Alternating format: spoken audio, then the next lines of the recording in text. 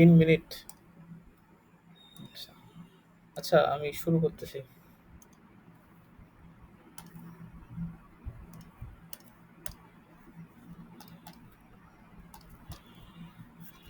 গতদিন আর কি আমরা যেটা কাশিস এর আগের দিন ক্লাস করছিলাম, ওই যে গতকালের যে ক্লাসটা ছিল।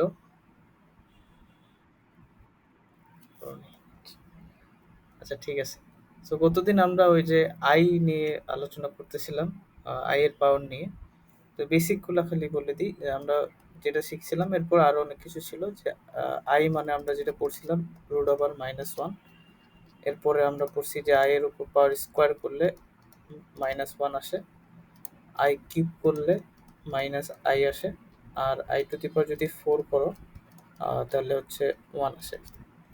এই চারটা মুখস্থ রাখলে মোটামুটি আই এর উপর যে কোনো পাওয়ার যদি তোমার দেয়, সেটা মাইনাস হোক বা প্লাস, তাহলে তুমি বের করতে পারবা। কিভাবে বের করতে হবে ওটা আমরা এর আগের দিন ক্লাসে আলোচনা করছি।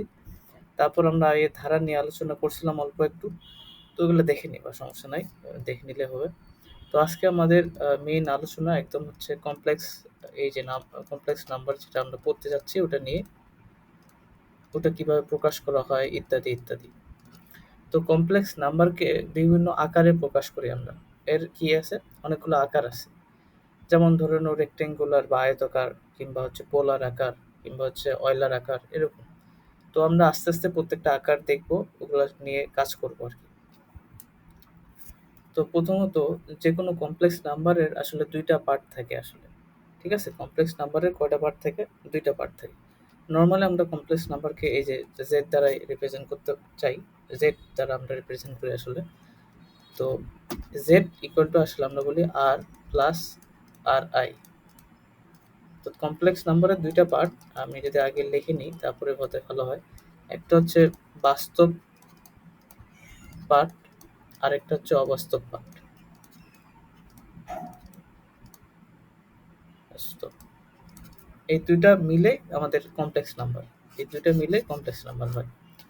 তো যে কোনো একটা কমপ্লেক্স নাম্বারকে আমি একটা চিহ্ন দ্বারা প্রকাশ করলাম, সেটা হচ্ছে জেড ইকুয়াল টু, তাহলে বাস্তব পার্ট হচ্ছে আমরা যে বাস্তব সংখ্যাটা পড়ছি এতদিন থেকে, যেগুলো পড়ে আসতেছি, অর্থাৎ এই যে সংখ্যা রেখার মধ্যে যে যতগুলো মূলত যতগুলো সংখ্যা আছে সেগুলো, তো ওগুলোকে আমি বললাম আর। প্লাস অবাস্তব পার্ট কোনটা, যেটা ওই যে আই যুক্ত থাকবে। যেমন আমরা এই যে √(-4) কে কি বলছিলাম, 4i। তারপর √(-3) কে এটাকে আমরা বললাম যে 3i, এরকম আর কি। এগুলো হচ্ছে অবাস্তব সবকিছু। তাহলে এইগুলোকে আমরা আর আই দ্বারা প্রকাশ করলাম। আর এই দুইটা মিলে আমাদের এই যে জেড কমপ্লেক্স নাম্বার, একটা কমপ্লেক্স নাম্বার তৈরি হবে, আর প্লাস আর আই। ঠিক আছে। তো এই যে, অথবা আমরা এটাকে এইভাবে লিখতে পারি এ প্লাস বিআই, যেটাই বলো বিআই, বা অনেকে বলতে পারে পি প্লাস কিউআই, যেটাই বলো, এইভাবে প্রকাশ করতে পারি। আর এই যে এর যে রিয়াল পার্টটা, আমরা বলি এটাকে রিয়াল পার্ট ইংরেজিতে। তো রিয়াল পার্টটাকে এইভাবে বলে রিয়াল অফ জেড হচ্ছে এখানে, আমরা যদি উপরেরটা এইটা ধরে কাজ করি, এইটা ধরে কাজ করি, রিয়াল অফ জেড হচ্ছে এ। আর ইমাজিনারি পার্ট বলে এটাকে, ইমাজিনারি বলে EIM অফ জেড। এটা যেটা হবে, এটা হচ্ছে ওই যে আই বাদে এই যে যতটুকু থাকবে সেটা হচ্ছে এই যে বি। বিটা হলো ইমাজিনারি পার্ট, আর রিয়েল পার্টটাকে আমরা বলতেছি এ। এইভাবে আমরা প্রকাশ করতে পারি, এভাবে প্রকাশ করি আর কি। যেমন ধরুন না, তোমাকে আমি বলি যে জেড ইকুয়াল টু হচ্ছে 5 + 2i, তুমি কি বলবা? তোমাকে যদি বলে এর রিয়াল পার্টটা কত, এর রিয়াল পার্টটা হলো, অর্থাৎ রিয়াল অফ, ধরুন Z1 লিখলাম, রিয়াল অফ Z1 এটা কি হবে? 5। আর যদি বলে ইমাজিনারি পার্ট কত, তুমি বলবা ইমাজিনারি পার্ট অফ Z1, এই টোটাল সংখ্যা, সেটা কত? 2। এভাবে পড়বা। বা তোমার ধরুন এভাবে বললো Z2 হচ্ছে 6 - 2i, 4i ধরো। তাহলে তোমাকে যদি বলে রিয়াল অফ Z2 কি হবে, সেটা হবে 6। আর ইমাজিনারি পার্ট অফ Z2 যে কমপ্লেক্স নাম্বারটা, সেটা হবে -4। ঠিক আছে, এরকম এটা। তো এখন এগুলা, আমাদের যে রিয়াল পার্টটা কখনো 0 হয়, কখনো ইমাজিনারি পার্টটা 0 হয়। একটা জটিল সংখ্যা তো দুইটা পার্ট, কোনো একটা যদি 0 হয়ে যায় তাহলে এই জটিল সংখ্যাটা দেখতে কিরকম, ওটা আমরা একটা দেখি। তো ধরে নাও আমাদের যে জটিল সংখ্যাটা সেটা হচ্ছে z equal to a plus বিআই। এখন ধরে নাও ওর ইমাজিনারি যে পার্টটা, অর্থাৎ imaginary of Z, that is P, এটা ইকুয়াল টু জিরো। তাহলে জেড ইকুয়াল টু কি আসবে? শুধু এ। এখন এ কে আমরা কি নামে পড়ি? রিয়েল নাম্বার বলি। তাহলে ওটা একটা রিয়েল নাম্বার হয়ে গেল, কারণ যেহেতু ওর অবাস্তব পার্টটা নাই। এখন ধরে নাও বললো যে ওর রিয়েল পার্টটা জিরো এবং ইমাজিনারি পার্টটা কি হচ্ছে? ইমাজিনারি পার্টটা থাকতেছে। তো ধরলাম যে জেড ইকুয়াল টু আমরা এইভাবে প্রকাশ করি একটা কমপ্লেক্স নাম্বারকে, বিআই ধরো বা আইবি, যেরকম একটা করলে হলো, বিআই ধরে নিলাম। লেট লেট যে Z equal to a plus বিআই, তো এভাবে প্রকাশ করি। তো বিটা যদি জিরো হয়ে যায় তাহলে জেডটা আসলে কি? এ, রিয়েল নাম্বার। ঠিক আছে। তারপর জেড, ধরুন আমরা যে কোনো কমপ্লেক্স নাম্বারকে জেড, আমরা আসলে এটা ইয়াতে সংখ্যা দিয়ে প্রকাশ করলে হয়তো বুঝতে, ধরুন এরকম আছে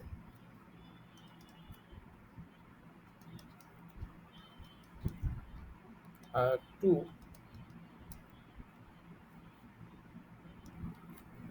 প্লাস জিরো আই, হতে পারে না? 2 প্লাস জিরো আই, তাহলে তোমার এই যে জটিল সংখ্যাটার শুধু রিয়েল পার্টটাই থাকছে 2। এই জন্য বললাম যে রিয়েল নাম্বার আসবে জেডটা তখন, রিয়েল নাম্বার। আর আরেকটা বললাম যে ধরুন হচ্ছে লেট হচ্ছে তোমার এটা রিয়েল পার্ট অফ জেড, এটা হচ্ছে তোমার জিরো, কোনো একটা জটিল সংখ্যা। তাহলে ওই জটিল সংখ্যাটা দেখতে কিরকম হবে? বিআই এরকম হবে। অর্থাৎ কোনো একটা জটিল সংখ্যা যদি ইমাজিনারি পার্টটা জিরো হয় তাহলে ওটা একটা রিয়েল নাম্বারের মতো হচ্ছে। আর কোনো একটা জটিল সংখ্যা যদি রিয়েল পার্টটা জিরো হয় তাহলে ওটা দেখতে হচ্ছে এরকম। তো এরকম জিনিসটাকে আমরা মূলত কাল্পনিক সংখ্যা বলি। এই যে শুধু যদি অবাস্তব পার্টটা থাকে, এটা হচ্ছে আমরা বলি, বাংলাতে বলি আহ, কাল্পনিক সংখ্যা, ইংরেজিতে বললে পিওরলি ইমাজিনারি, মানে পিওরলি ইমাজিনারি বলা হয় আর কি। যেমন ধরুন আমরা এরকম বলছি জেড ইকুয়াল টু তোমার জিরো প্লাস থ্রি আই, বলতে পারে না? তাহলে এটা শুধু কিন্তু থ্রি আই। তো এরকম টাইপের যে সংখ্যাগুলো যেখানে রিয়েল পার্টটা নাই, শুধুমাত্র ইমাজিনারি পার্টটা আছে, এগুলোকে বলা হয় পিওরলি ইমাজিনারি।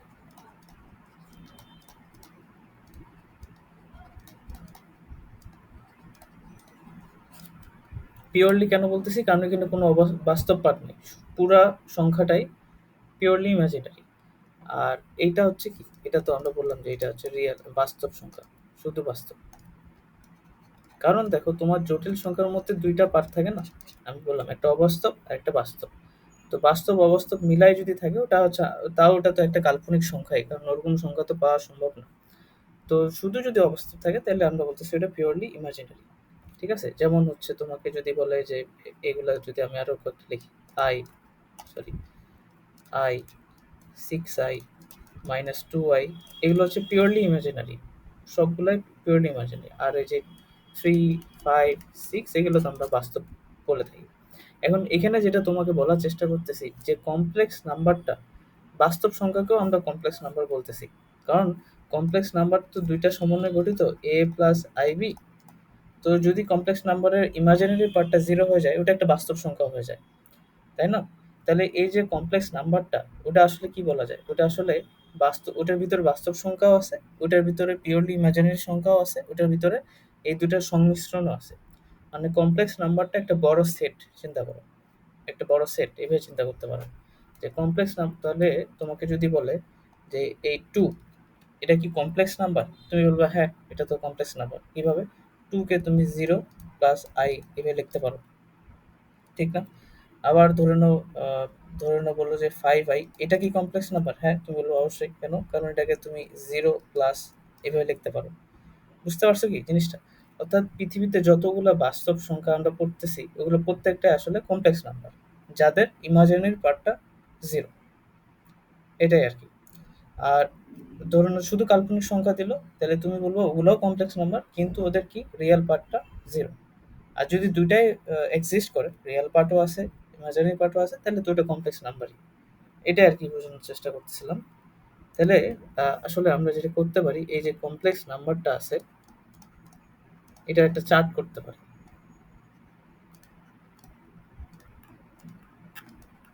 কমপ্লেক্স নাম্বারটার একটা চার্ট তৈরি করা যায়।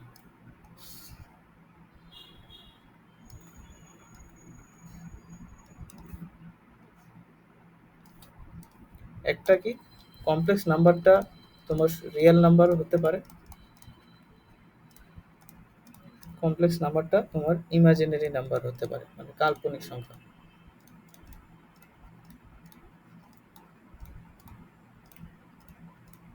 রিয়েল নাম্বার হলে কি হবে, এর ওই যে বিটা জিরো হয়ে যাবে, মানে ওই যে কাল্পনিক পার্টটা জিরো হয়ে যাবে, ঠিক না? তো বাস্তব সংখ্যা আর কি।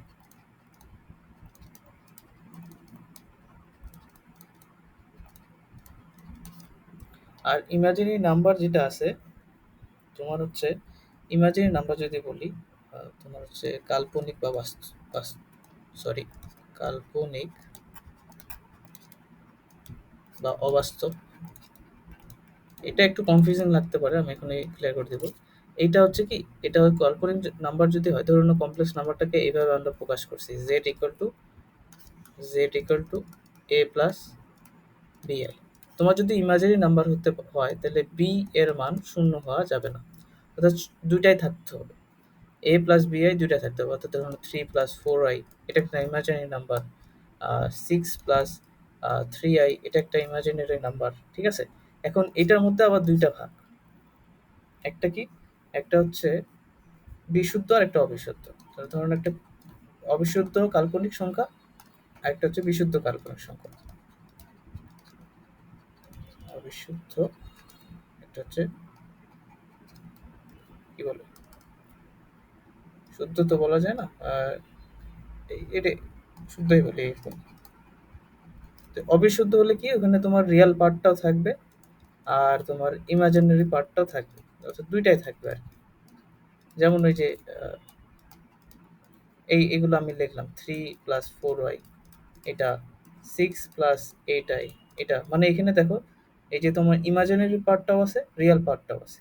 আর শুদ্ধ যেগুলো মানে পিওরলি বলতেছি, ওখানে তোমার রিয়েল পার্টটা থাকবে না, ওখানে আর কি যেটা হবে, a = 0 হবে, 0। যেমন হচ্ছে আই বললো কেউ, -6i কেউ বললো, 7i কেউ বললো, তারপর ধরো 9i কেউ বললো, এরকম। এই আর কি, এইভাবে তুমি চিন্তা করতে পারো। তো কমপ্লেক্স নাম্বারটা, তাহলে রিয়েল নাম্বারটাও আমাদের একটা কমপ্লেক্স নাম্বার, যার ইমাজিনারি পার্টটা জিরো। এটা তুমি মানে কমপ্লেক্স নাম্বারের ভিতরে রিয়েল নাম্বার আছে। আবার কমপ্লেক্স নাম্বারটা কাল্পনিক সংখ্যা হতে পারে, এটা। তো এইটা আর কি চার্টের মধ্যে সুন্দর করে লেখা আছে, দেখো। এই যে এই তোমার একটা বড় আমরা যখন সেট করি, এই যে এটার ভিতরে এটা মানে কি, এটা একটা উপসেট বা সাবসেট এরকম জিনিস করি না? তো এটা দেখো, জটিল সংখ্যার সেট, এই পুরোটা প্রথমে এখান থেকে শুরু করি। এই যে স্বাভাবিক সংখ্যার সেট, এটা কি স্বাভাবিক সংখ্যার সেট, 1 2 3 4, যেটা আমরা পড়ে পড়ে থাকি। তো স্বাভাবিক সংখ্যা আবার কার একটা উপসেট বলো তো? পূর্ণ সংখ্যা। পূর্ণ সংখ্যা তুমি পড়ছো না? এই যে -1 -2 থেকে 0 1 2 3 এগুলো। তাহলে এই যে পূর্ণ সংখ্যার একটা সাবসেট কিন্তু স্বাভাবিক সংখ্যা। আবার পূর্ণ সংখ্যা যেগুলো পড়ছো সেগুলো আবার কোন সংখ্যা সাবসেট? মূলদ সংখ্যা। মূলদ সংখ্যা কোনগুলা? যাদেরকে ভগ্নাংশ আকারে প্রকাশ করা যায় ওগুলা। সেগুলা আবার একটা কি বাস্তব সংখ্যার সেট না? মানে তুমি সকল মূল সংখ্যাই তো বাস্তব, মানে এই যে বড় যে ইয়াটা, এটা বাস্তব ধরে নাও, বুঝছো? তাহলে বাস্তবগুলোকে দুই ভাগে ভাগ করা যায়, একটা মূলদ একটা অমূলদ। এই যে অমূলদ গুলো এখানে লেখা আছে আর মূলদ গুলো এখানে লেখা আছে। তাহলে এই যে বড় গোল্লাটা, এটা হচ্ছে বাস্তব সংখ্যার সেট। এই যে এইটা, এটা বাস্তব সংখ্যার সেট। এখন বাস্তব সংখ্যাটা কার ভিতরে আছে? দেখো জটিল সংখ্যার ভিতরে আছে। এখন জটিল সংখ্যার দুইটা পার্ট পড়লাম, একটা একটা হচ্ছে বাস্তব পার্ট, আর একটা হচ্ছে কি, এই যে কাল্পনিক পার্ট। কাল্পনিক পার্টের মধ্যে এই যে এইগুলো আছে, এগুলো আছে, এগুলো আছে, ঠিক আছে? এইটা একটু দেখতে পেতে একটু বিদঘুটে লাগতেছে, সমস্যা নেই, এগুলো চিন্তা করো।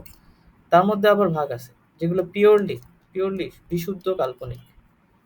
আচ্ছা, এখানে তাহলে বিশুদ্ধ লিখি। হ্যাঁ, এই যে দেখো, শুধুমাত্র দেখো এই যে এটা জিরো, এটা জিরো, শুধুমাত্র i 3i পাই এগুলো আছে, এই আর কি। চারটা বোধহয় বুঝতে পারছো? আচ্ছা, এইটা মিশাই দিতে হবে আমাদের। হুম, চারটা বোধহয় বুঝতে পারছো, এই তো। এগুলা ছিল ছোটবেলার আলোচনা, এবার আসলে আমরা আগাই আরো কি করা যায়। আচ্ছা, এটা বুঝে নিলাম জটিল সংখ্যা। আচ্ছা, এই যে আমরা প্রকাশ করলাম জটিল সংখ্যাকে, z ইকুয়াল টু কি, a প্লাস বিআই। এটা আপাতত শুনে রাখো, এটা হচ্ছে ওর রেক্টেঙ্গুলার ফর্ম।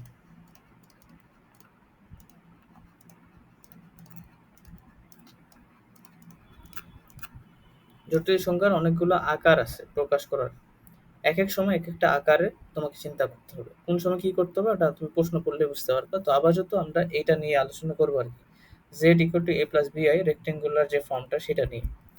আচ্ছা, এখন আমাদেরকে জটিল সংখ্যাকে গ্রাফে প্রকাশ করতে হবে, অর্থাৎ graphical representation of complex number, এটা করতে হবে, এটা আমাদের টপিক।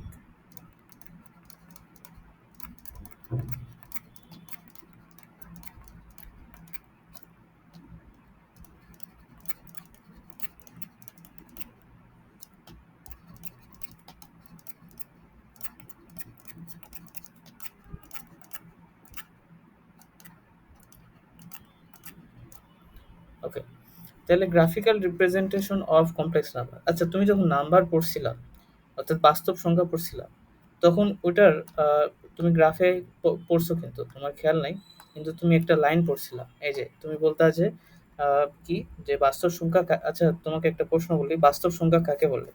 বলো তো, কেউ একজন বলো তো, হোয়াট ইজ রিয়েল নাম্বার?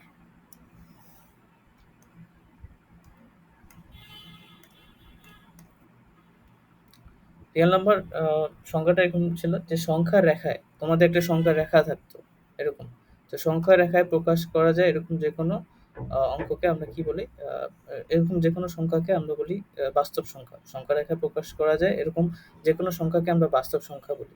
তাহলে তোমার সংখ্যা রেখাটা কি ছিল? এইটাই সংখ্যা রেখা ছিল না? এই যে এরকম একটা সংখ্যা রেখা থাকতো, তো তুমি কি করতা, এই যে এখানে শূন্য বলতা, তারপর এখানে ওয়ান, তারপর এখানে টু, এর ভিতরে আরো মেলা কিছু আছে, ফোর, এরকম করতে করতে করতে এটা ইনফিনিটি পর্যন্ত যাইতো। এদিকে minus one, minus two, minus three, minus four, minus five, এরকম করতে করতে এদিকে যাবে। তো এখন তুমি যে কোনো একটা সংখ্যা উঠাও, বাস্তব সংখ্যা, তুমি এটাকে ওই সংখ্যাটা এখানে প্লট করতে পারবে, 2.5, 2.1, যে কোনো ধরো, তুমি এখানে প্লট করতে পারবে, করা যাবে। এখন তোমাকে আমি এটা প্লট করতে বললাম 5i, এই সংখ্যা রেখায় প্লট করো, কোথায় প্লট করবে? পারবা না তো, সংখ্যা রেখায় এটা প্রকাশ করা যাচ্ছে না। তারপর ধরুন তোমাকে বললাম যে 5 + 6i, এটা প্লট করো এই সংখ্যা রেখায়, পারবা না, কারণ এইগুলোর জন্য তোমার এখানে কোনো কিছুই রাখা হয় নাই, এখানে শুধু শুধু বাস্তব পার্টগুলো রাখার জন্য এই সংখ্যা রেখাটা বানানো হয়েছে, এদিকে যাবে এদিকে যাবে সবখানে, এখানে মূল দমূল সবগুলো আছে।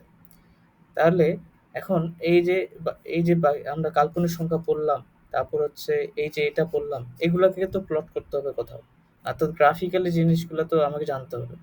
তোমাকে যখন বলে যে টু আসলে কতটুকু, তখন তুমি আসলে সংখ্যা রেখার মাধ্যমে ওটাকে বুঝতে পারো যে টু আসলে এতটুকু। তোমাকে যদি বলে -3 কতটুকু, তাহলে তুমি বলবে এখান থেকে এখান পর্যন্ত এতটুকু হচ্ছে -3, এটা তোমার স্ট্যান্ডার্ড। এখন এই যে 5 + 6i, এটা আসলে কতটুকু, এটা তোমাকে মেজার করতে হবে, তো অর্থাৎ গ্রাফে জিনিসটাকে নিয়ে আসতে হবে। তো এটা আমরা কিভাবে করতে পারি? তো এটা করার জন্য আমরা একটা আইডিয়া ইউজ করবো আর কি। দেখো কি করা যাইতে পারে। এটা জিরো, এটা ওয়ান, এটা -1 ধরলাম। আচ্ছা, তাহলে আমাদের উদ্দেশ্য হচ্ছে আমরা এই আই যুক্ত যে জিনিসগুলো আছে ওগুলাকে গ্রাফে প্লট করবো আর কি। তো ধরে নাও তোমাকে বললো যে 3 + 4, তাই না? 3 + 4, 3 + 4 করলে তুমি কি করতা? 3 প্লাস করলে তুমি এত দূর যাবা 3, তারপর আরো 4 যাবা, তাই না? ধরে নাও এখানে 5 আছে, 6 আছে, 7 আছে, তুমি আরো 4 দূরত্ব যাবা, যায় এখানে তোমার স্টেশন, এখানে তুমি ব্রেক দিবা। তাহলে 3 + 4টাকে তুমি এইভাবে দূরত্ব দূরত্ব মেপে প্লট করতো, তাহলে সেটা হবে 7। মানে সংখ্যা রেখা জিনিসটা বোঝানোর চেষ্টা করতেছি।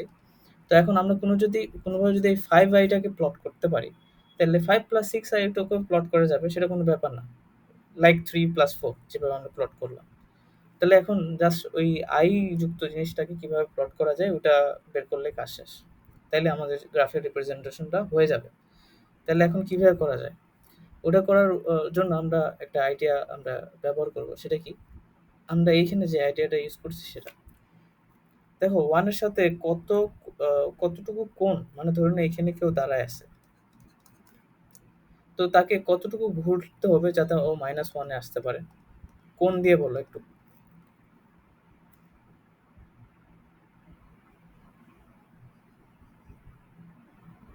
বলতে পারবা কেউ? যে কতটুকু তাকে ঘুরতে হবে যাতে সে -1 এ আসে? এখানে কেউ আসে, এখান থেকে 1 থেকে -1 এ আসবে। তাকে কতটুকু ঘুরতে হবে? কেউ একটু বলতে পারো না? অর্ণব, কি হবে? 180 ডিগ্রি ঘুরতে হবে। যেখানে থেকে ঘোরো 180 ডিগ্রি তাকে ঘুরতে হবে। আবার ধরো -1 থেকে যে 1 এ আসতে চায়, তাহলে কত ডিগ্রি ঘুরতে হবে? 180 ডিগ্রি ঘুরতে হবে। আচ্ছা। তো এখন তুমি বলো, তোমার কাছে 1 আছে। ম্যাথমেটিক্যালি বলবা। এটার সাথে কত গুণ করলে তুমি -1 পাবা? বলো তো। 1 এর সাথে কত গুণ করলে -1? -1। -1 গুণ করলে তুমি -1 পাবা। এটাই। তার মানে আমরা এটা বলতে পারি না যে -1 টা আসলে 180 ডিগ্রি কোনো জিনিসটাকে ঘুরায় দেয়। যেমন ধরে নাও 2, 2, -2। 2 এর সাথে কত গুণ করলে -2 পাবা? -1। তার মানে -1 গুণ করাতে এই জিনিসটা কি হয়ে যাচ্ছে? 180 ডিগ্রি ফ্লিপ হয়ে যাচ্ছে। এটা কি ধরতে পারছো? এই যে এখান থেকে এখানে চলে আসছে -1 গুলোতে। এখন আবার উল্টা করো, -2, এটা আরো -1 দিয়ে গুণ করো, আবার 2 তে চলে আসবে না? আবার তে চলে আসবে। তার মানে যেটা হচ্ছে -1 180 ডিগ্রি ঘুরাই দিচ্ছে। -1 কোনো সংখ্যাকে,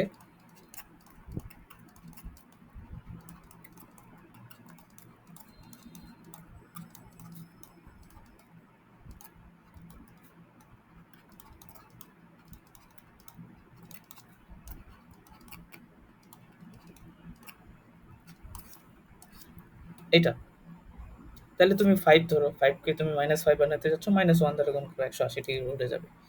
এখন তাহলে আমরা চাচ্ছি যে এই যে আমরা 5, সরি, ধরে নাও, হ্যাঁ, 2 করছো। তাহলে 2 এর সাথে আমরা এখন এটা বের করতে চাচ্ছি, 2 এর সাথে যদি আমি গুণ করি, তাহলে এটা কতটুকু ঘুরে যায়? এটা আমি বের করতে চাচ্ছি। বুঝতে পারছো? তাইলে আসলে আমরা ভ্যালুটা বের করে ফেলতে পারবো। মানে এটা সংখ্যা রেখায় প্লট করতে পারবো। অর্থাৎ দ্বারা গুণ করলে কোনো একটা সংখ্যা, অর্থাৎ এটা একটা বাস্তব সংখ্যা ছিল তোমার কাছে। তুমি 2i বানাই দিছো, তার মানে কি দ্বারা গুণ করছো? এই কাজটা তুমি করছো। তাহলে 2i দ্বারা গুণ করলে সংখ্যাটা আসলে অবস্থানটা কোথায় আসতেছে? এটা বের করলে কাজ শেষ। এটা বের করলে কাজ শেষ। তাহলে দ্বারা গুণ করলে কোথায় যাবে? অবস্থানটা কি হবে? ওটা আমি বের করতে চাচ্ছি।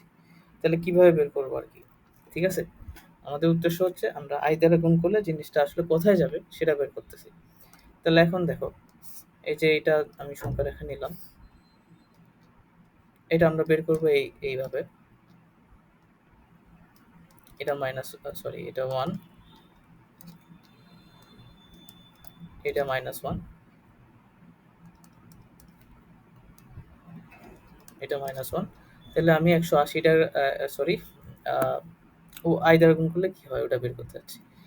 তাহলে ধরে নাও যে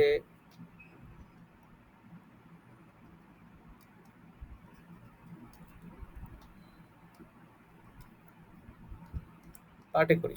ধরুন আমি এটা জানতে চাচ্ছি যে 1 এর সাথে কতটুকু কি গুণ করলে ওটা 90 ডিগ্রি ঘুরে যাবে। অর্থাৎ জিনিসটা এখানে ছিল, এখানে আসবে। বুঝতে পারছো? মানে মান সমান থাকবে, এইটা আর এটা একই ভ্যালু, জাস্ট 90 ডিগ্রি ঘুরে যাবে, এখানে আসবে আরকি। এটা আমি বের করতে যাচ্ছি। ঠিক আছে? এটা আমি পারপাসলি বের করবো আরকি। তো ওইটা বের করতে যাচ্ছি। এখন ওটা কিভাবে করা যায়? তো আমরা জানি যে 1 আছে। এর সাথে আমি বের ক ব আমি চাচ্ছি যে x এত দ্বারা গুণ করলে এটা 90 ডিগ্রি ঘুরে যাবে। তো 1 ইনটু, আচ্ছা, 1 ইনটু x, এটা দ্বারা গুণ করলে এটা 90 ডিগ্রি ঘুরে যাবে। এখন যদি আরো x গুণ করি, তাহলে এটা আরো 90 ডিগ্রি ঘুরে কোথায় চলে আসবে? আচ্ছা, ঘুরতেছে কিন্তু ক্লকওয়াইজ, আমি কিন্তু এটা ক্লকওয়াইজ এর জন্য, ক্লকওয়াইজ কি? হ্যাঁ, sorry, anti clockwise. Anti clockwise এইটা হিসাবে আমি ধরতেছি।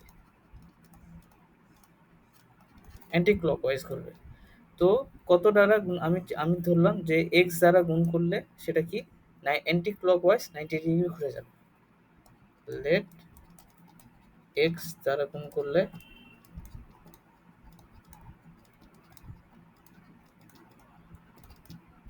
90 ডিগ্রি অ্যান্টি ক্লকওয়াইজ তো বুঝছো, মানে যে ঘড়ির কাঁটার বিপরীত, যেদিকে ঘড়ি ঘুরতেছে তার বিপরীতে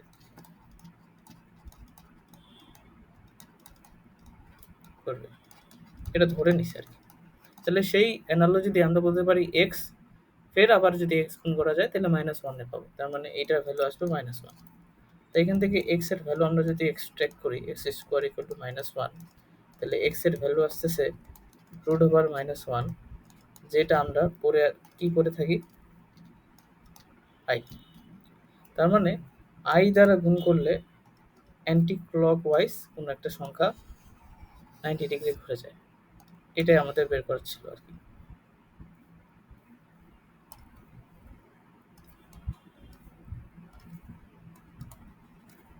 এই কথাটা মনে রাখবো,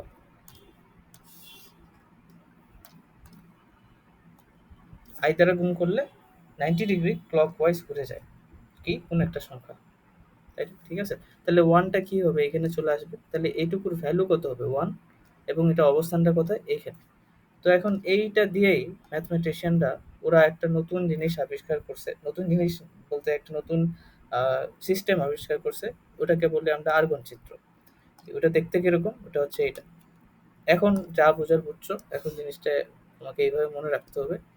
তোমার এই যে দুটো অ্যাক্সিস আমরা করব, কল্পনা করতেছি, এটাকে আমরা বলবো বাস্তব অ্যাক্সিস, বাস্তব অক্ষ,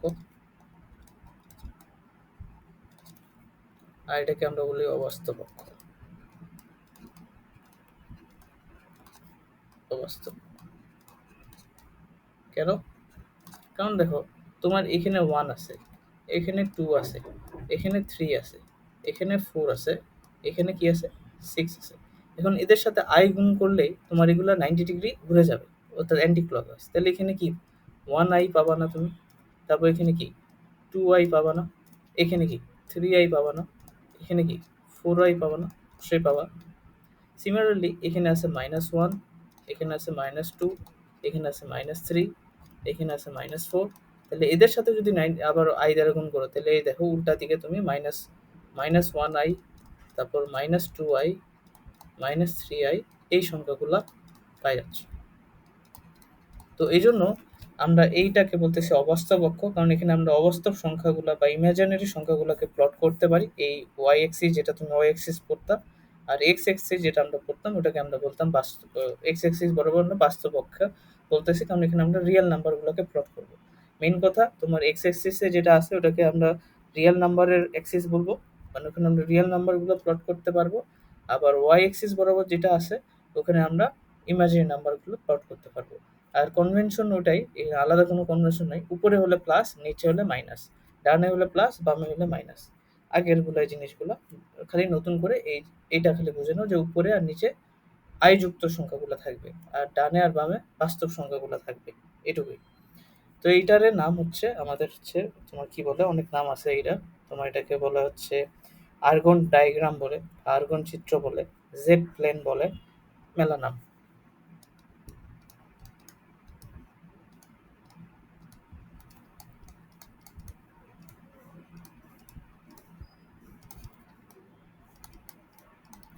জেড প্লেন কি? এটা তো একটা প্লেন না? এই যে দেখো, এটা একটা প্লেন কিনা, প্লেন মানে একটা সমতল কিনা। ধরো না তোমার টেবিলটা, ওখানে তুমি দুটো এক্স, একটা এক্স এক্সিস একটা ওয়াই এক্সিস আঁকছো, তো এটা একটা প্লেন, তো সমতল। তো ওইটাকে বলতেছি জেড প্লেন, ঠিক আছে। আর এগুলো হচ্ছে ইংরেজিটা হচ্ছে, এটা হচ্ছে রিয়াল অ্যাক্সিস, আর এটা হচ্ছে ইমাজিনারি অ্যাক্সিস। এগুলো মনে পারবো বোধহয়। আচ্ছা, তাহলে হয়ে গেল, এইটাই আর কি। তো এই জন্য যেহেতু এটা জেড প্লেন বলা হচ্ছে, এই জন্য আমরা আসলে জেড বা যে জটিল সংখ্যাকে জেড দ্বারাই প্রকাশ করি, জেড এ প্লাস আই।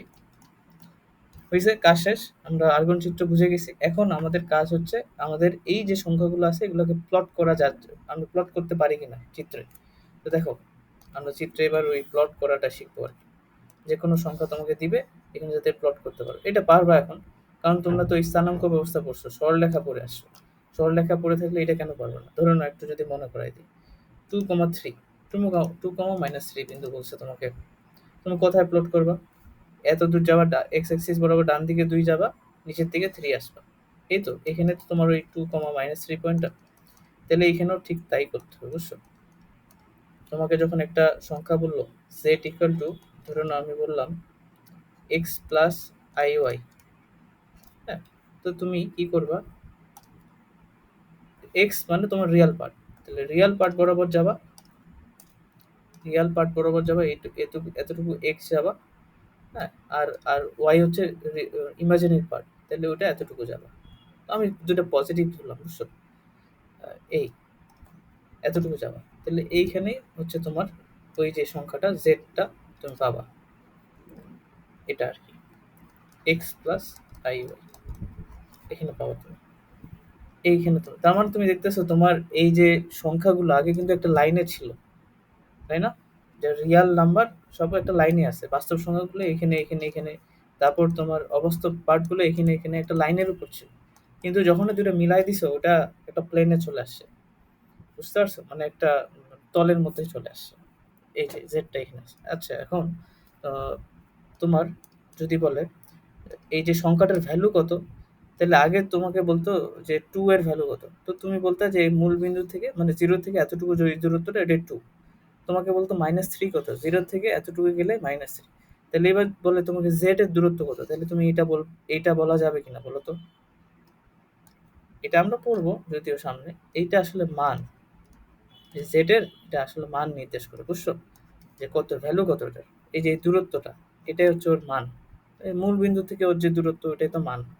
আচ্ছা, তো এখন ওটা বাদ, আমরা প্লট করি। ধরুন তোমাকে বলতেছে যে 3 প্লাস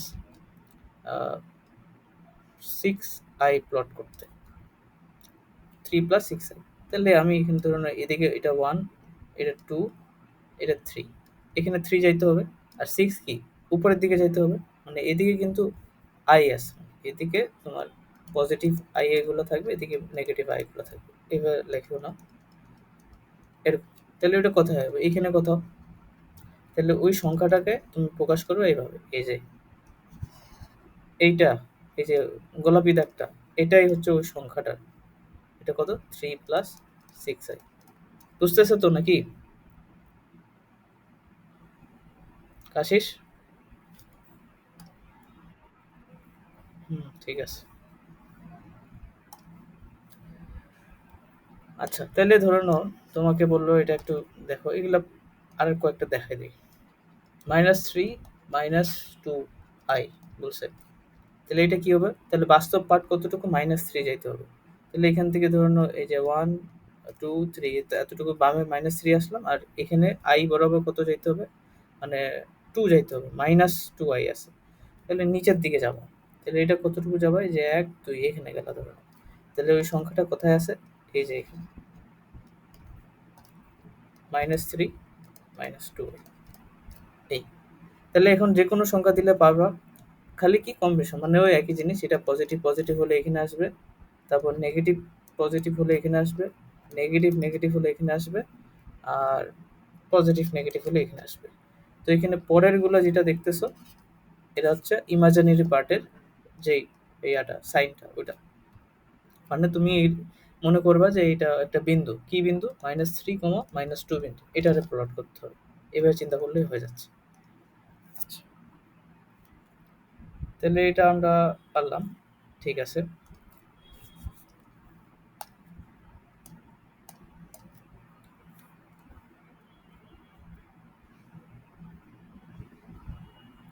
এবার একটু এটা পার্ট পড়ে ফেলি, হচ্ছে বলে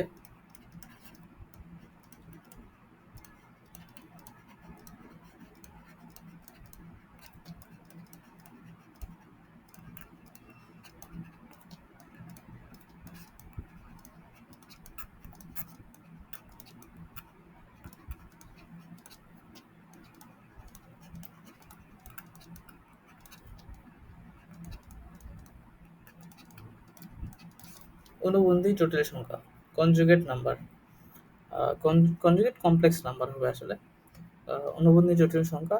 সেটা কিরকম, সেটা হচ্ছে ধরে নাও তোমাকে বললো যে একটা জটিল সংখ্যা হচ্ছে z equal to a plus i b, এটার অনুবন্ধী আমি এবার লিখে দিই, এর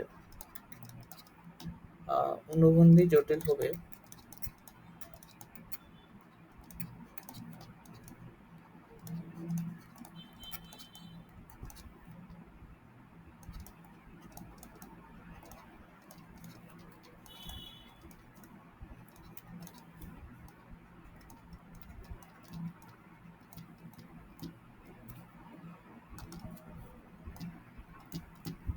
এটা। অর্থাৎ তোমাকে যদি একটা জটিল সংখ্যা বলে a প্লাস আইবি, এর অনুবন্ধী জটিল সংখ্যা হলো জেড বার। আমরা অনুবন্ধীটাকে জেড বার, বানানোর উপর একটা বার চিহ্ন দিছি, জেড বার দিয়ে প্রকাশ করে, এটা হবে a minus IB.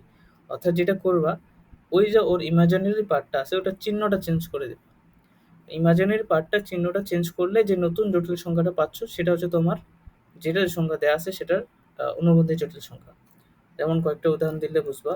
Z equal two বললো 3 + 4y, এটার অনুবন্ধী জটিল সংখ্যা কি হবে বলতে বললো, তাহলে তুমি বলবা জেড বার ইকুয়াল টু কি হবে 3 - 4y। তাহলে আমি চিহ্নটা চেঞ্জ করে দিছি। এখন বললো যে জেড বারের অনুবন্ধী কি হবে, তাহলে জেড বারের উপর আরেকটা বার, ঠিক আছে না? তো এটা কি হবে, এইটারে আবার চেঞ্জ করে দাও 3 + 4y। সো বারবার কাটে দাও, তাহলে জেডই আসবে আসলে 3 + 4y, এরকম আর কি। জিনিসটা হচ্ছে এরকম। তো ধরো না তোমাকে বললো যে পি একটা জটিল সংখ্যা, এটাকে প্রকাশ করলো হচ্ছে -3 - 6i। তোমাকে বললো যে এটার অনুবন্ধী কি হবে, তুমি বললো যে পি বার, এটা কি হবে -3 অ্যাজ ইট ইজ থাকবে, জাস্ট এই ইমাজিনারি পার্টটার চিহ্নটা চেঞ্জ হয়ে যাবে, দ্যাট ইজ +6i, এটা আসবে। এটা হচ্ছে অনুবন্ধী জটিল সংখ্যার কনসেপ্ট। আর ধরে নাও তোমাকে বললো যে জেড ডাবল বার কত হবে, তুমি বলবো জেড ডাবল বার আসলে জেডই ফিরে আসবে। অর্থাৎ একটা অনুবন্ধী সংখ্যার অনুবন্ধী বের করছো, সেটারও আবার অনুবন্ধী বের করছো, মানে ডাবল কাজ করছো, তাহলে ওটা কি আবার ওটাই ফেরত আসবে না? তো এটা একটা সূত্র বলতে পারো যে Z double bar is equal to Z, অর্থাৎ একটা অনুবন্ধী জটিল সংখ্যার অনুবন্ধীর সেটার আরো অনুবন্ধী করলে আবার ওটাই ফেরত আসে। এটা বোধহয় সমস্যার কথা না, ঠিক আছে।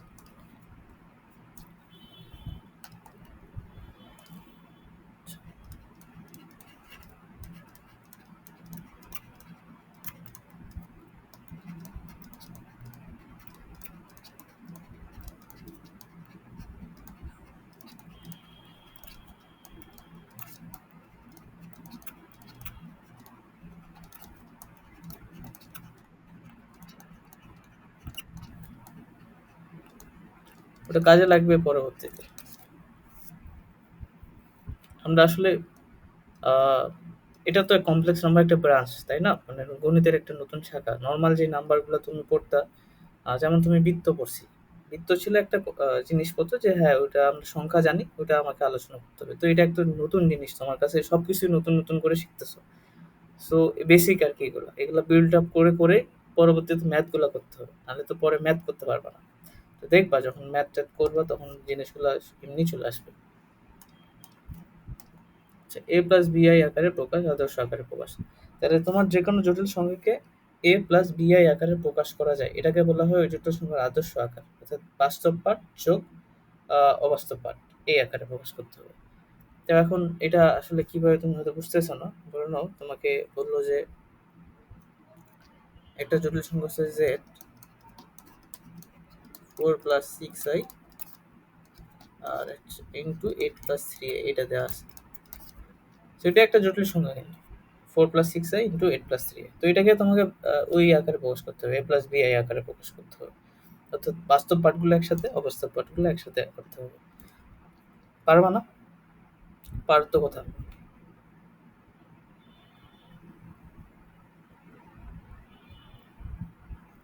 কি হবে, জাস্ট এটা আসলে আমি আলাদা করে তোমাকে এটাও করতে পারতাম। প্রথমে জটিল সংখ্যা যোগ কিভাবে করে, জটিল সংখ্যা বিয়োগ কিভাবে করে, জটিল সংখ্যার গুণ কিভাবে করে, জটিল সংখ্যা ভাগ কিভাবে করে, ওটা দিয়েও করা যেত। আমি ওদের কি উভয় দেখে দিই, উভয় দেখাই দিই। আচ্ছা, এইখান থেকে দেখাই, এইখান থেকে আমরা আসতেছি। ধরে নাও প্রথমে আমরা এটা করি। জেড তোমাকে বলছে 3 + 4i, হ্যাঁ, যোগ 6 + -7i ধরলাম। এটা আসলে মূলত কি করতেছি, এটা জটিল সংখ্যা এবং এটা জটিল সংখ্যা যোগ করতেছি না, দুটো জটিল সংখ্যা যোগ করতেছি। তাহলে দুটো জটিল সংখ্যা কিভাবে যোগ করে, খুবই ইজি। তুমি যেটা করবা বাস্তব পার্টগুলো নিয়ে বাস্তব পার্ট লিখবা, তাহলে 6 + 3 হবে 9। আর এখানে অবাস্তব পার্টগুলো নিয়ে হিসাব করো, 4 - 7 এটা হবে -3। এটাই। এটা কি আবার শিখায় দেওয়ার আছে? শিখায় দেওয়ার বোধহয় নাই, এটা পারবা।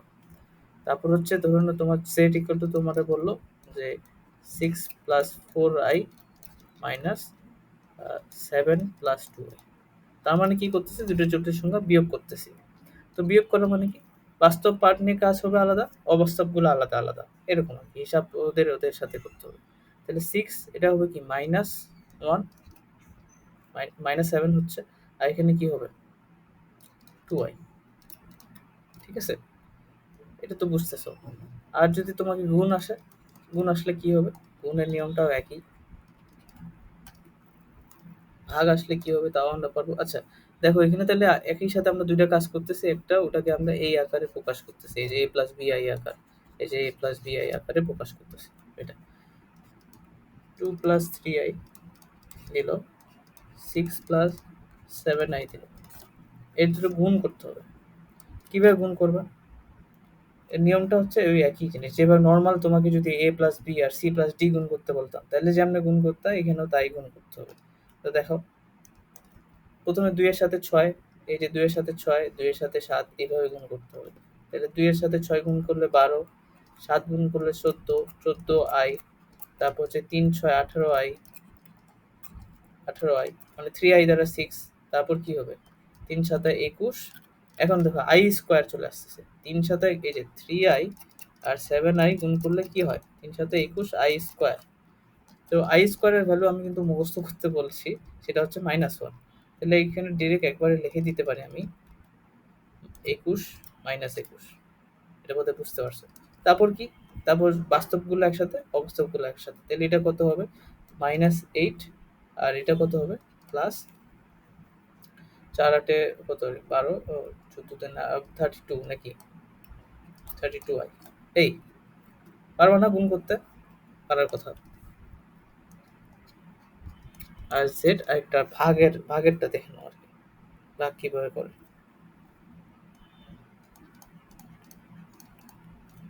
এই যে ধরো না আমি দুইটা সংখ্যা ভাগ করতেছি, হ্যাঁ।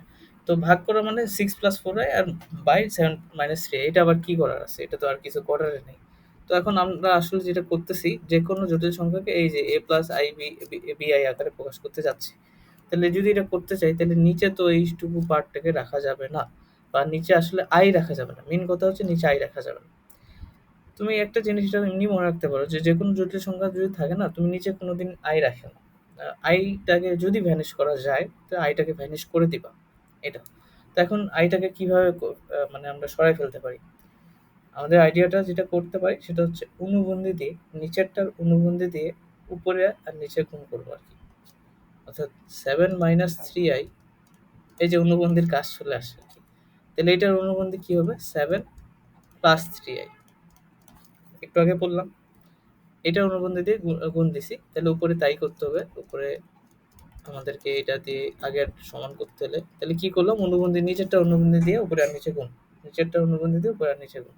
মুখস্থ করলে করতে পারো, আর নাহলে কেন করতেছি তাও তুমি বুঝতে পারো। দেখো এখানে করার উদ্দেশ্যটা কি, অনুবন্ধী দিয়ে কেন গুণ করলাম, নিচে একটা সূত্র পড়ে a+b a-b, এই যে a এটা b, এটা a-b, a+b a-b যদি সূত্র ফেলো তাহলে তোমার দেখো চলে যাচ্ছে। দেখো তাহলে কি হবে 7 স্কোয়ার মাইনাস বি হচ্ছে 3i, 3i হোল স্কোয়ার। দেখো এখানে আই স্কোয়ারটা করলে -1 চলে আসবে, আই চলে যাবে। আর উপরে এখন গুণ তো আমরা পারি, উপরে কি হবে 6 7 42, 3 3 6 18i, কত হয় আর 4 7 28i, আর হচ্ছে তোমার 3 4 12, 12i স্কোয়ার করলে -12 আসে।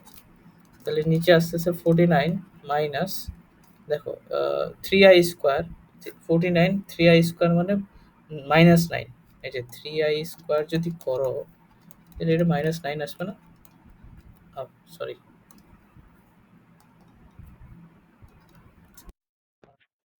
-9, তাহলে -9 এটা হয়ে যাবে +9। তাহলে উপরে করলে কত আসছে 30, আর এটা করলে কত আসছে 20 30, 8 16 46 6i এই আর কি। এখন শেষ হয় নাই। 58 30 30 এই যে 3 থেকে 9 i স্কয়ার করলে এরপরে তুমি এটাকে a প্লাস i দিয়ে আকারে প্রকাশ করবে। তার মানে তোমাকে 30/58 প্লাস 6/58 এইভাবে লিখতে পারতো। তাহলে a প্লাস এটা হচ্ছে a, এটা হচ্ছে b। বুঝলা? পারবা না? পারো তো কথা। ঠিক আছে, তুমি এটা বলে দাও তো। তোমরা করবা।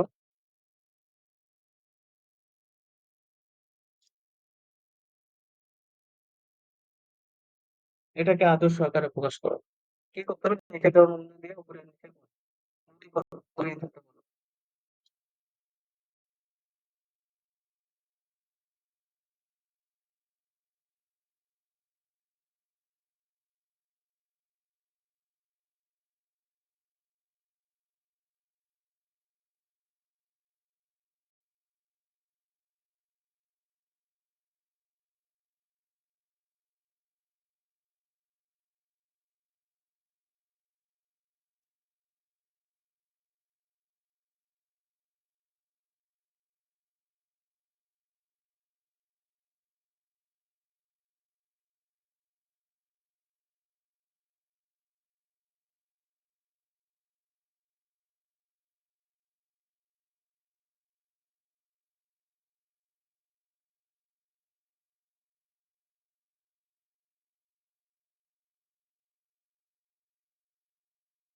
কত রে?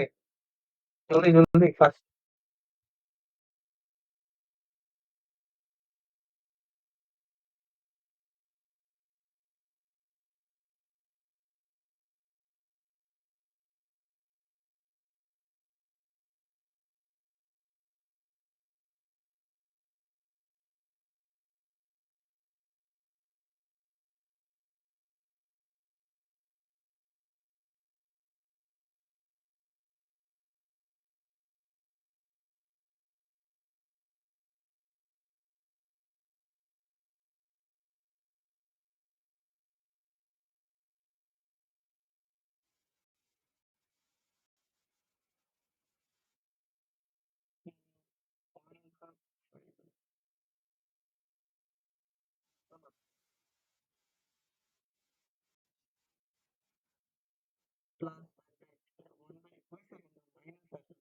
আমি অ্যান্সারে মাইনাস দিতেছি।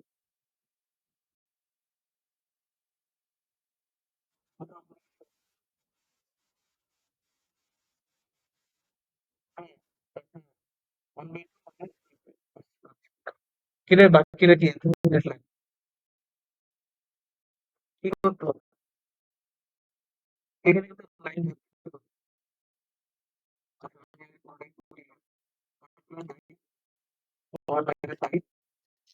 আর উপরে কি হবে? হয় এক্সপোনেনশিয়াল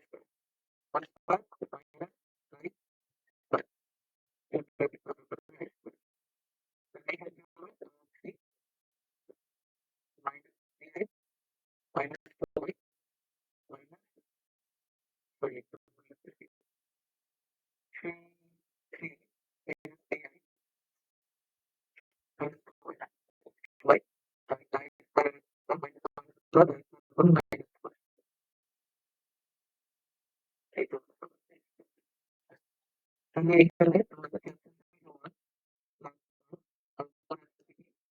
ওয়ান মাইনাস ফাইভ।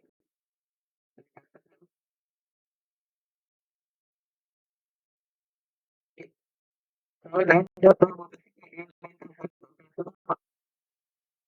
এই লাইনটা রাখতে হবে। এটা কিন্তু তোমার মনে মনে কি করতে পারো না? ঠিক আছে? ঠিক আছে, তাহলে আরো কয়েকটা করতে হবে আমাদেরকে। ঠিক আছে?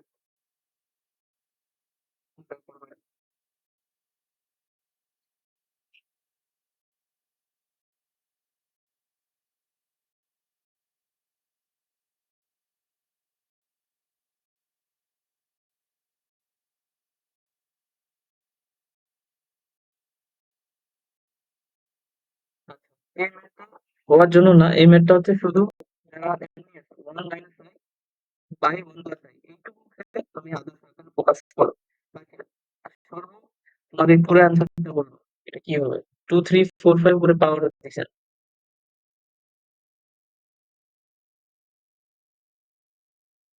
প্রথমে শুধুমাত্র এইটুকু করো। এই যে এইটুকু করো আদর্শ আকার। তারপর বাকিটা করতে হবে। ওটা সবার জন্য। কারণ বাকিরা দেখতেছি ক্লাস করে নিবে।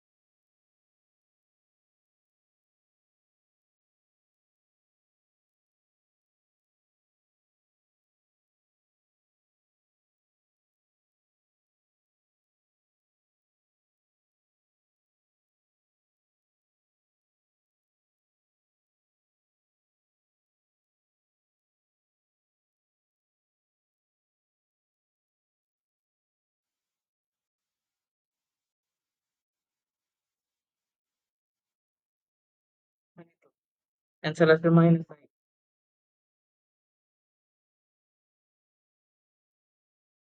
1 মাইনাস আই। উপরে 1 মাইনাস আই হবে।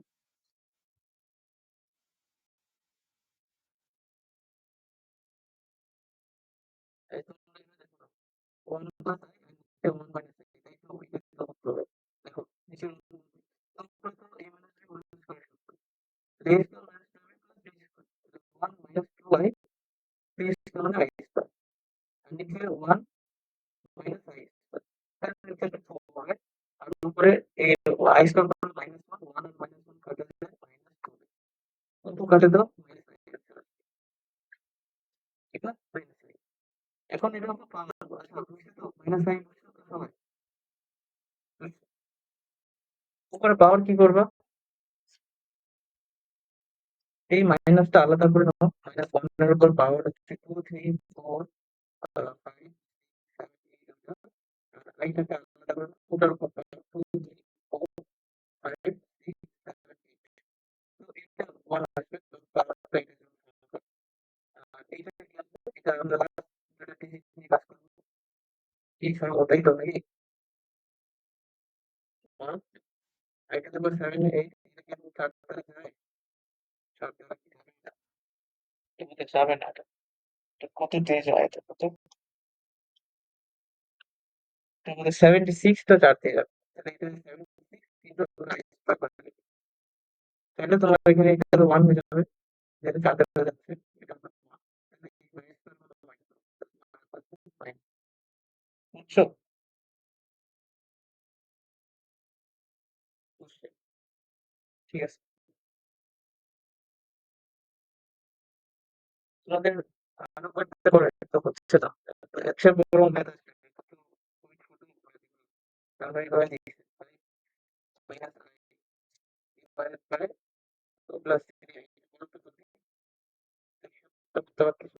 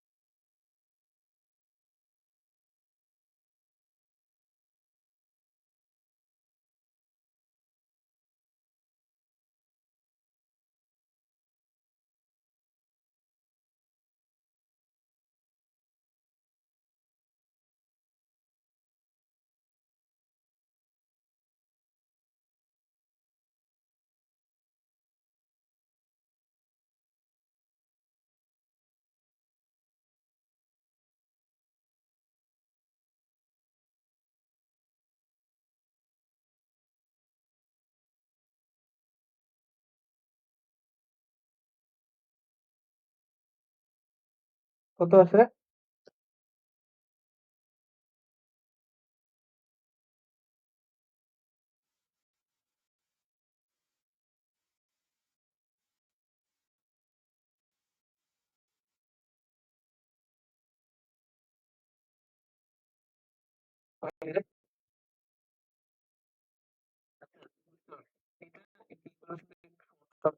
প্র্যাকটিস করতে হবে বেশি বেশি।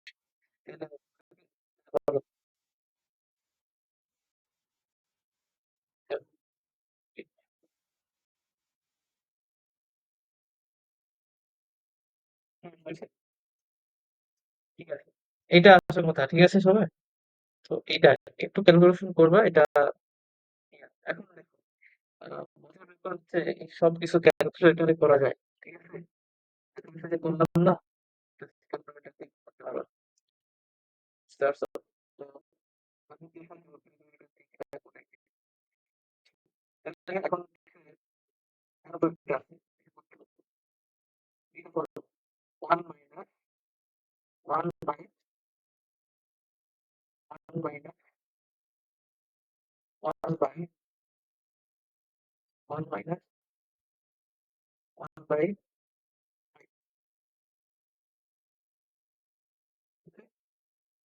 আর এখানে তো বাইরে থাকতে পারে। অনুযায়ী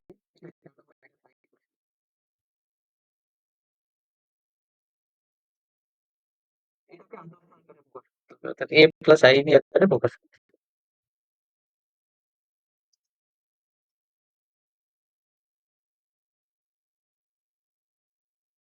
ঠিক আছে?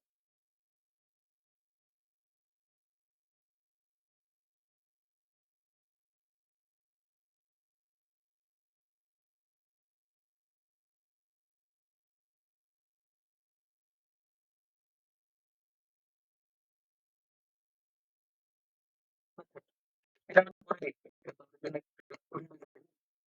এটা 1 বাই 1, এটা আমরা যদি এভাবে করতে আমাদের কাছে সবচেয়ে ইজি হবে। এজন্য এর নিচে এখানে 1 বাই এটা লিখতেছি না। এখানে আমি মাইনাস সাইন লিখতে চাচ্ছি। এখানে হিসাব করতে সুবিধা হবে। তাহলে 1 বাই এটা কিন্তু মাইনাস সাইন লিখে তাহলে একটু মাইনাস আছে। তাহলে এটা হলো প্লাস আই। ঠিক আছে? তারপর কিছু লসাগু লিখতে হবে। ঠিক আছে? এই জিনিস থেকে লসাগু লিখতে হবে। তাহলে এখানে লসাগু নিলে 1 প্লাস আই, এখানে যদি লসাগু না হয়, 1 প্লাস আই হবে। এখানে মাইনাস 1। তাহলে এখানে প্লাস আই। তাহলে এই 1 প্লাস আই এর উপরে উঠে যাবে।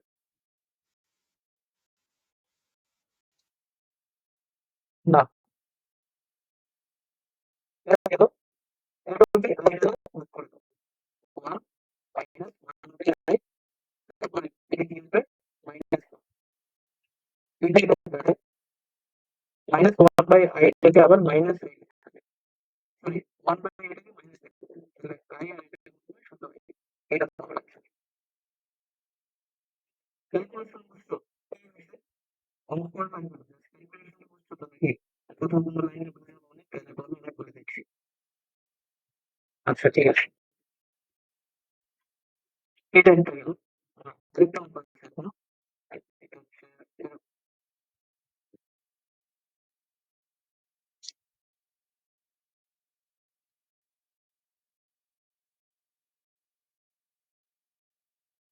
I inverse. আই ইনভার্স মানে 1 বাই আই, এটার মানে মাইনাস আই। তো করো তো, এটা তো করার কথা। এটা একটু জাস্ট তোমাদের ঠিক করতে হবে। করার পর জাস্ট নরমাল আগের অঙ্কটাই।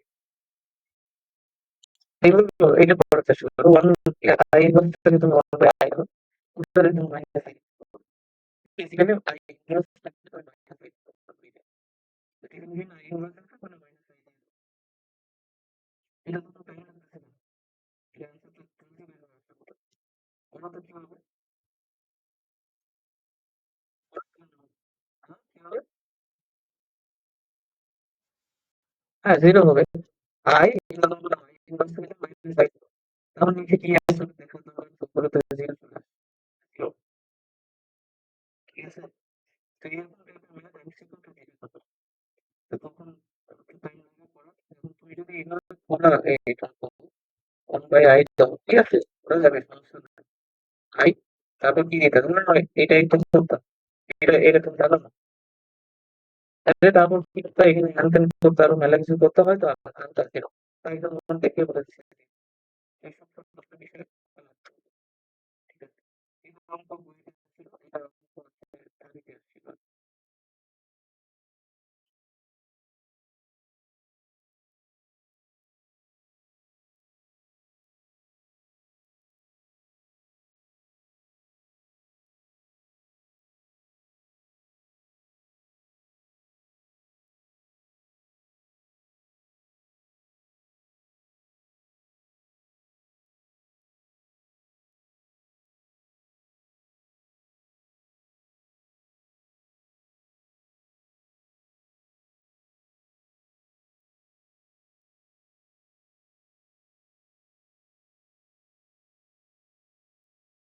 তো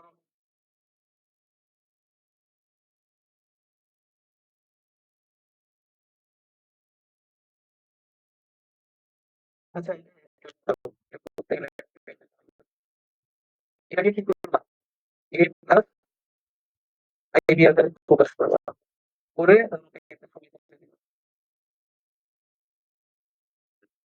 হ্যাঁ, হ্যাঁ, ঠিক আছে।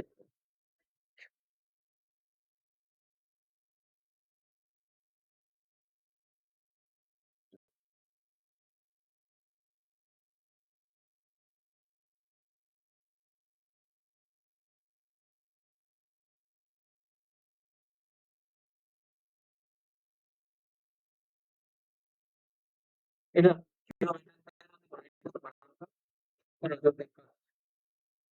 করবো? এটা করবো আগে, তারপরে এটা করো।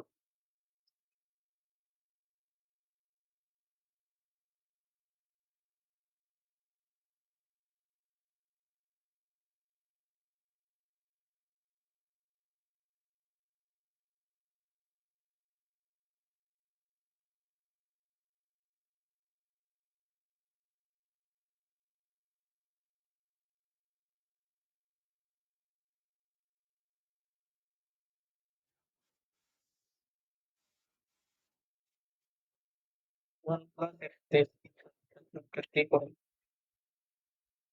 টু প্লাস আই দেওয়া হয়েছে,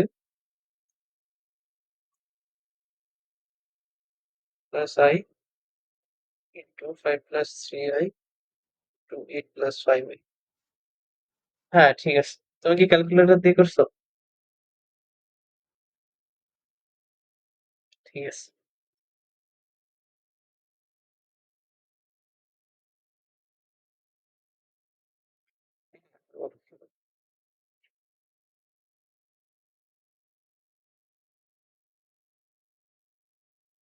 বাকিটা কি আনতে পারছো?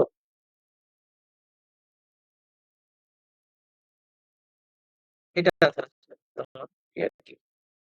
ঠিক আছে। এরপরে তোমার হচ্ছে এইগুলো দেখাই। যখন তুমি নিজের চোখের সামনে দেখো, তোমার আসলে আমরা গ্রাফটা পড়ছি ছিল। তখন আসলে গ্রাফিক্যাল একটা জিনিস যা জিনিস হয়তো দেখা যায়। আমরা যখন পরিচিত সমাধান করি, তখন এরকম কিছু। কারণ তুমি যেটা সমাধান করতে পারো, সেটা দেখো, ঠিক আছে? আর গ্রাফিক্যাল জিনিসটা দেখো এরকম। এই যে আমাদের এটা হচ্ছে আগুন চিত্র। এই আগুন চিত্রে ২ টা যুগের সম্পর্ক আছে। ধরুন একটা হচ্ছে এই যে এটা, এটা হচ্ছে এটা, আরেকটা হচ্ছে ধরুন যে এটা হচ্ছে এটা। ৩ জনের যোগ কত? এই দুটোর সম্পর্কটা আসলে একটা হচ্ছে এই যে এটা, আরেকটা হচ্ছে এটা। ঠিক আছে? তো আ মনে করো যে Z1 আর Z2 তুমি যখন যোগ করবা তোমাকে Z পাইতে হবে। Z টা এই গ্রাফের মধ্যে কোনো একখানের মধ্যে থাকবে। মানে আসলে কোথায় থাকবে বলদি? এটা থাকবে হচ্ছে তোমার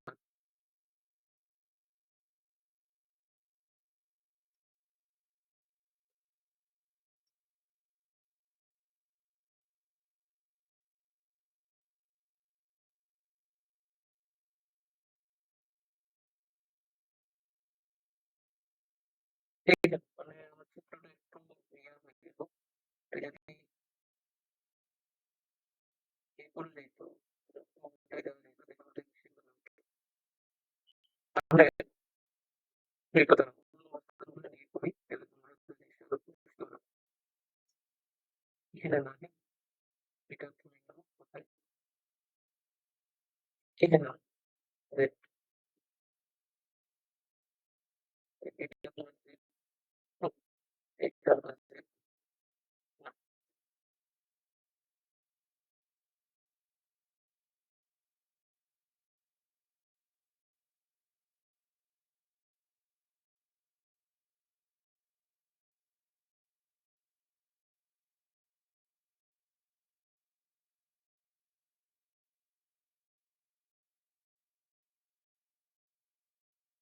এটা সেট মানে আমি যেটা বললাম, ধরে নাও তোমার কাছে একটা vector this is z two vector চিন্তা করতেছে আর কি, ঠিক আছে, আরেকটা ভেক্টর দিস ইজ জেড, দুটাই জেড টু হয়ে গেছে, জেড ওয়ান, এটা জেড ওয়ান, এখানে একটা ভেক্টর দিচ্ছি, তোমাকে বলছি এই দুটো লব্ধি বের করো।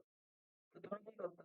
আমরা কবে সামান্তরিক সূত্র বলছি না, যে ওই দুইটা ভেক্টরকে একটা সামান্তরিক দুইটা প্রদর্শনকারী যে সামান্তরিক অঙ্কন করা যায় সেটা কোনটাই হলো একটা সত্যি, এটা ঠিক সেম, যে এই দুটো সম্পর্ককে তুমি এই একটা ভেক্টর হিসেবে কল্পনা করতে পারো সেম আচরণ করবে। তো তুমি যদি এটাকে একটা ভেক্টর ধরো, এটাকে একটা ভেক্টর ধরো, তাহলে তুমি যেটা করবে এই z ওয়ান আর z টু এর সমান ধরে তুমি একটা সামান্তরিক বানাবে, এই z ওয়ান আর z টু কে দুটা সমন্বিত ভাবে ধরে একটা সামান্তরিক বানাবা, বানালে ওই সামান্তরিক যে বর্ণনা এই যে লাল ইয়াটা এরকম এটাই তোমার সেট নির্দেশ করবে, গ্রাফ হিসেবে দেখতে পাবে এটা যেটা এই পার্টটা হবে তোমার z ওয়ান যোগ z, ঠিক আছে? তাহলে গ্যাস লাইন ভেক্টর সেরকম ভেক্টর কাজ করে ওরকম এটাও কাজ করবে, ভেক্টর এটা হবে, তাহলে বিয়োগ করলে কি হবে? বিয়োগ করলে যেটা হবে সেট সেট ওয়ান এখান থেকে একটু বিয়োগ করবে না, তুমি জিনিসটা বের করো, তাহলে বিয়োগ করলে আমরা কিভাবে বিয়োগ করি তোমাদের মনে আছে কিনা?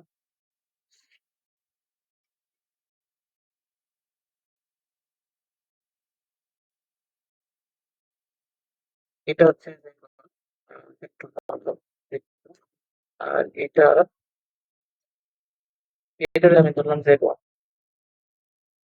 তাহলে বিয়োগ করতে হবে, তাহলে আগে জেড টু আর জেড ওয়ান কে আমি লিখে নিই, লিখলাম, এখন বিয়োগ করার মানে ভেক্টর ভেক্টরিক্যালি যদি যদি দেখো, তোমাদের যদি আমি বলি যে a vector minus b vector, এটা মানে কি, আমি বলতে পারি এ ভেক্টরের সাথে যদি আমি এর নেগেটিভ ভেক্টরটা যোগ করি তাহলে হচ্ছে এ মাইনাস বি, তাহলে জটিল সংখ্যার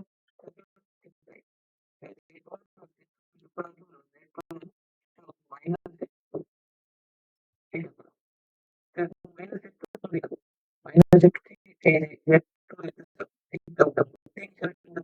তুমি যদি ভেক্টর আনতে বলতে ভেক্টরটা আনবো তাহলে তুমি দিকটা উল্টে দিতে না, এটাও ঠিক তাই, এটা এটা যদি z2 হয় তাহলে মাইনাস z2 আসবে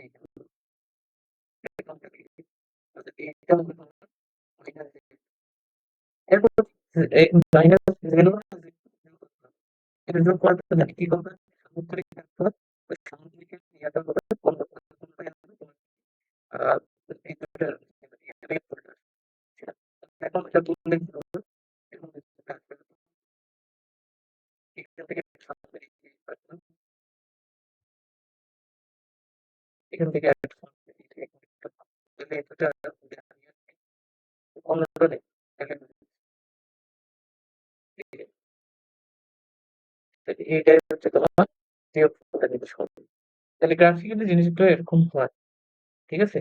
তো তোমাকে যদি এখন বলে, ধরে নাও বললো যে জেড জেড হচ্ছে 3 + 4y জেড ওয়ান, আর জেড টু বললো 6 + 7, তোমাকে বললো জেড জেড বের করো, এটি z one plus z two, গ্রাফের মধ্যে ওটা আহ, আহ, প্রকাশ করতে পারবে না, মানে জিনিসগুলো দিয়ে অবশ্যই পারবা, পারার তো কথা, মানে তোমার এই যে সামান্তরিক এই জিনিসপত্র দিয়ে তোমাকে জিনিসটা দেখতে হবে যে হ্যাঁ এটা আসে কিনা, বুঝতে পারছো কি?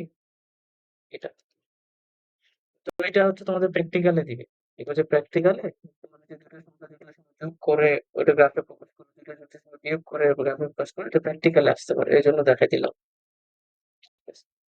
তাহলে আজকে আচ্ছা তোমাদের কি সরলরেখা মনে আছে? সরলরেখা চ্যাপ্টারটা মনে আছে? থাকার কথা। সরলরেখায় তোমরা কি করতা? আ ২ টা স্থানাঙ্ক নিয়ে পড়ছিলা। পোলার স্থানাঙ্ক আরেকটা কি? আরেকটা কি স্থানাঙ্ক ছিল? কার্তেশীয় স্থানাঙ্ক। এই ২ টার মধ্যে ট্রান্সফার করতে পারত না? পোলার থেকে কার্তেশীয়, কার্তেশীয় থেকে পোলার করা যাইত কিনা? করা যাইত। তোমাকে যদি বলে 2 কমা 3 এটা পোলার স্থানাঙ্কটা কি হবে? তখন এটাকে কি আর প্রকাশ করতে না?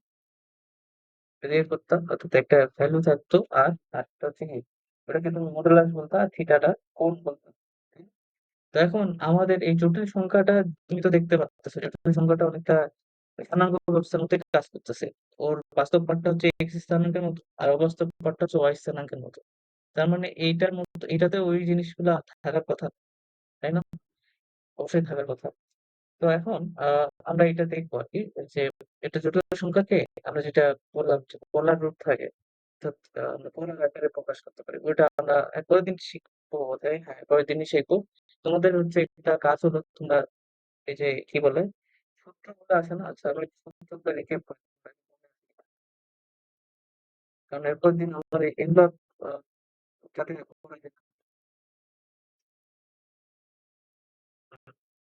তাহলে এখানে যেকোনো একটা স্থানাঙ্ক x y বা ফার্স্ট কোঅর্ডিনেট সেকেন্ড কোঅর্ডিনেট কি -x y second coordinate third coordinate কি -x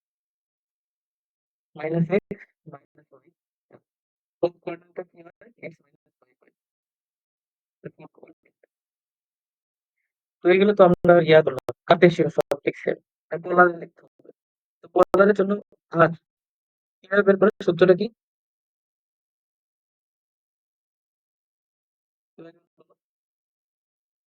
আর বের করার সূত্রটা কি ছিল?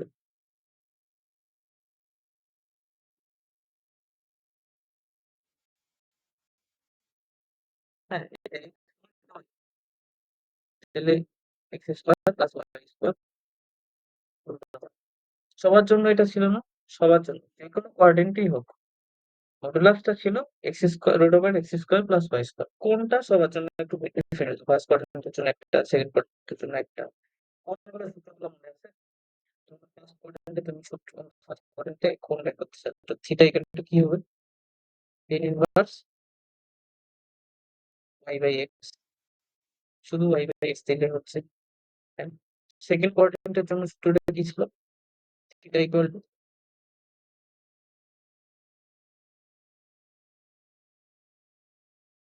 পাই minus tan inverse modulus of y by x মনে পড়তেছে কিনা?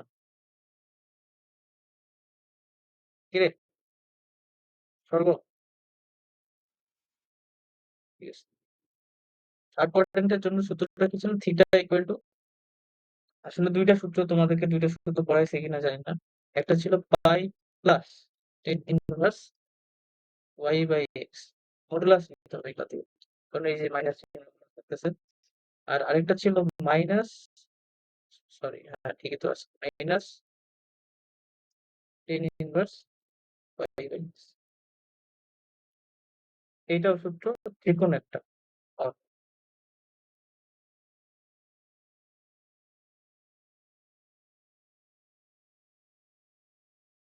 এই দেখো এইটা একটা সূত্র ছিল আর এটা একটা সূত্র ছিল। আমি আসলে ২ ভাবে প্রকাশ করি। ধরো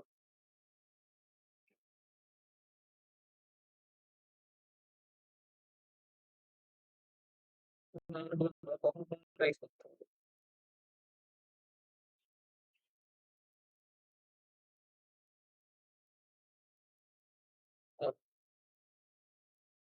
তাহলে এটা ছিল।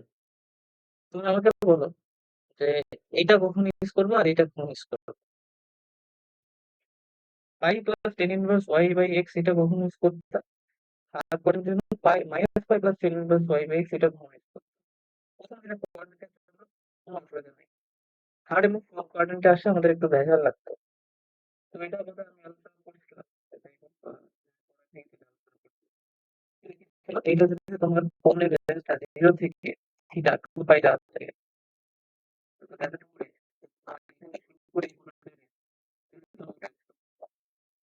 রেঞ্জটা দিয়ে যাবে মাইনাস পাই থেকে থিটা 5 পর্যন্ত।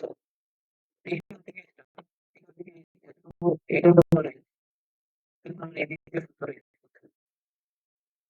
ঠিক আছে? এখানে তারপর ফোল্ড করে করে জন্য এবং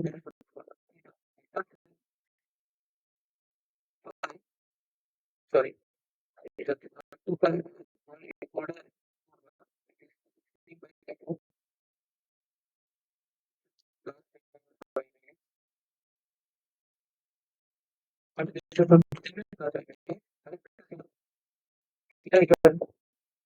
মাইনাস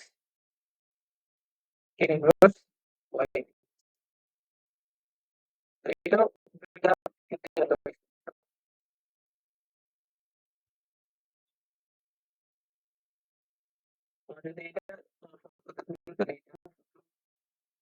যদি এটা তাহলে তোমার ঠিক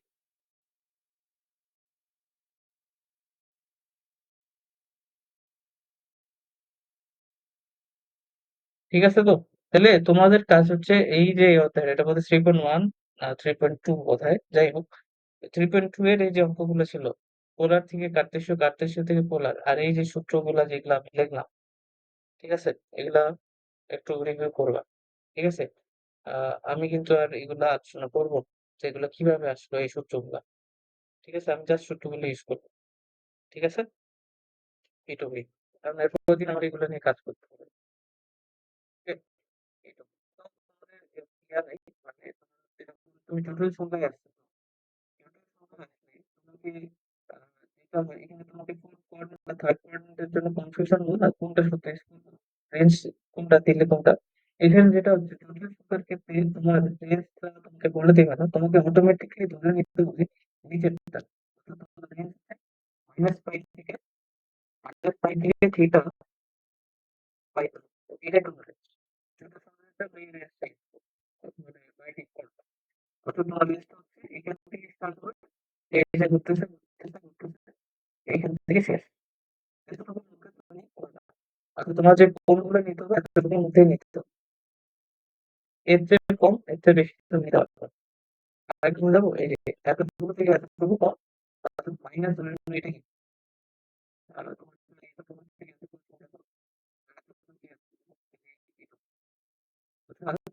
যেটা বলতেছি তোমার এই পাশ থেকে পজিটিভ থেকে পজিটিভ চাইতে পারবে সর্বোচ্চ 180 ডিগ্রি আর নেগেটিভ নেগেটিভ মানে তোমার পয়েন্ট এদিক দিয়ে তুমি যেতে পারবে মাইনাস 180 ডিগ্রি আর মাইনাস 180 ডিগ্রি মতো নাই এটা দেখো এটা এইগুলোর মধ্যে দেয় নাই মাইনাস 180 ডিগ্রি থাকবে এটা হতে পারে এই জন্য তোমাকে কোনগুলো তোমাকে বের করতে হবে ছোট সংখ্যায় এবারে তো কখন ইউজ করতে হবে বলবো তো তোমার তখন ইউজ করতে হবে এই যে আর এই যে এটা থার্ড পার্ট আর ফোর্থ পার্ট এজন্য বললাম যে এগুলো একটু আগে থাকে এটা একটু দেখে আসো।